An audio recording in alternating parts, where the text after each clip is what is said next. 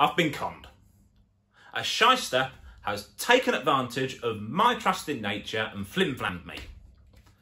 I've been sold this, a fake Game Boy Advance game. So I'm going to take this as an opportunity to show you how to avoid the same tricks I fell for. Here we go.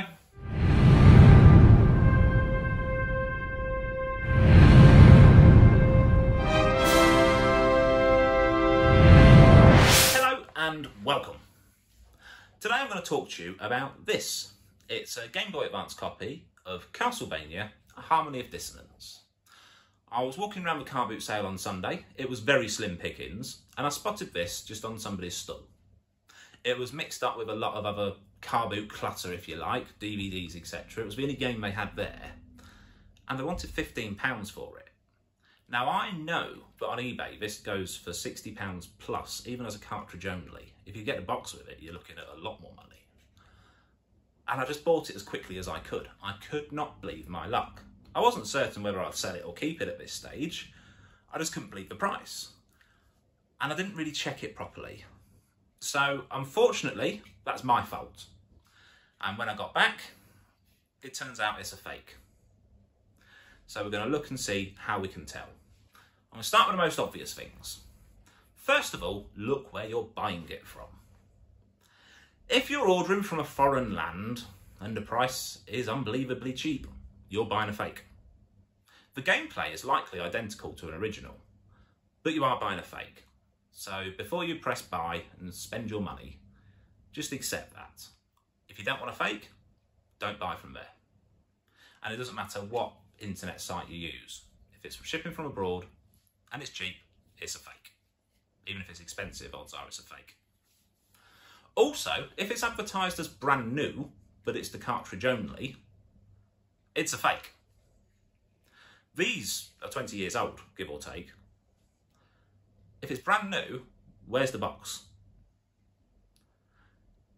It's not possible for it to be brand new and never used, and the box to be lost. You've either used it and you're saying it's new when it's not, or more likely, it's a fake. Because I can't see why somebody would buy a game, especially if they got it new. Something like this, 40, 50 quid, brand new, back in the day. Even if it was 30. Why would you spend that money on something brand new, throw the box away and never use it? Doesn't make common sense. And finally, check the outside.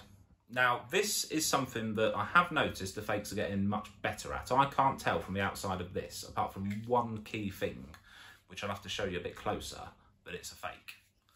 Obviously, look at the label. If it's different from what it should be, or it looks like it's been done on a cheaper printer, maybe the image is just a little bit too high, a bit too low, that's a good sign. Also, it should have Game Boy Advance on it there, like this one does.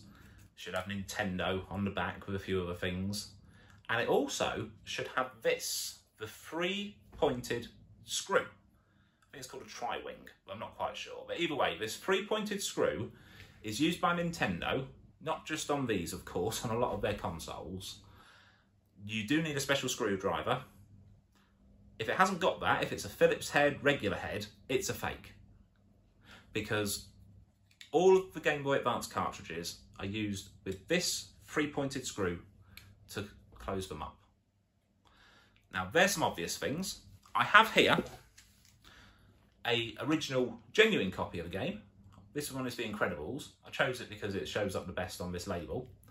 I'm going to take you to the workbench and we're going to look a little bit closer just to see the differences here. Right, so now I can show you a little bit closer. Now, this is something you can check actively when you're out and about. I'm a little bit embarrassed I didn't, but I was so taken by the price, I took it quickly because I was worried about somebody else buying it before me. If you look at The Incredibles here, and I've chosen this because of the sticker, it's the easiest to show you, and I get it in the right light, you should just about be able to see there the number 12.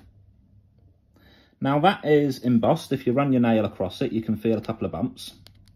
That is a sign of authenticity. Looking at my fake game here, you can see there is no such number. Now, looking at some of my other games, I'll look here at Scooby-Doo because it's to hand. They all have different numbers. There you go, this one's number 22. I don't know why. I don't know what the relevance is of the number and if different ones have different numbers, etc, etc. But as long as it's got a number, it doesn't matter what it is, that's a good sign that it's genuine.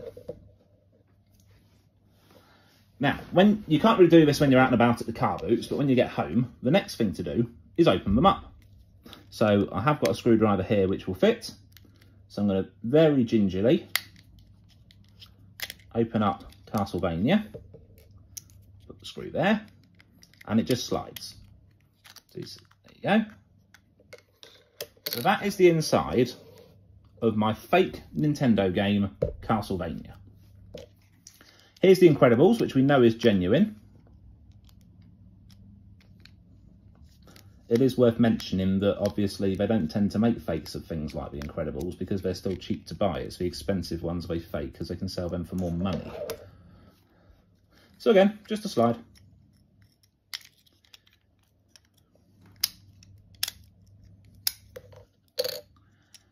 And there's that one. So if we look at the difference here, now I'm not a technical expert by any means, but you can see there's a clear difference. Remember, on the right, this one here is genuine, this one's fake. I'm not advocating going around with a screwdriver taking things apart in shops and car boot sales, because you might break it and might not be able to get it back together. But it's just another way of seeing it and making sure it's genuine. My number one tip, look for those embossed numbers. There we go, 22. If it hasn't got that, it's a fake. And that is something you can easily check just by holding it up to the light. And there we have it. Easiest way to spot it, look for that embossed number. I've researched on the internet and I cannot see a relevance to what number's on what cartridge. But it just needs to have a number. Don't fall for it like I did. Make sure if you want genuine, you're checking it and you're buying genuine. There's only one thing I would say. Now, I in no way advocate fakes.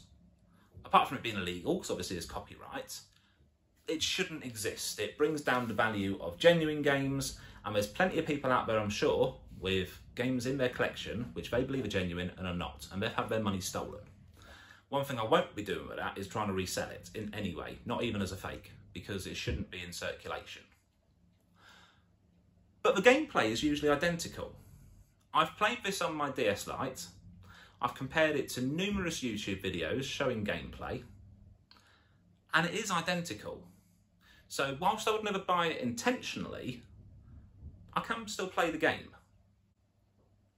I hope you found that useful. If you have any fakes, if you've ever bought any fakes, or if you've got any tips that I haven't come up with here, please mention them down in the comments. That's what it's for. Until next time, there's plenty of more videos to come. Watch this space. See you soon.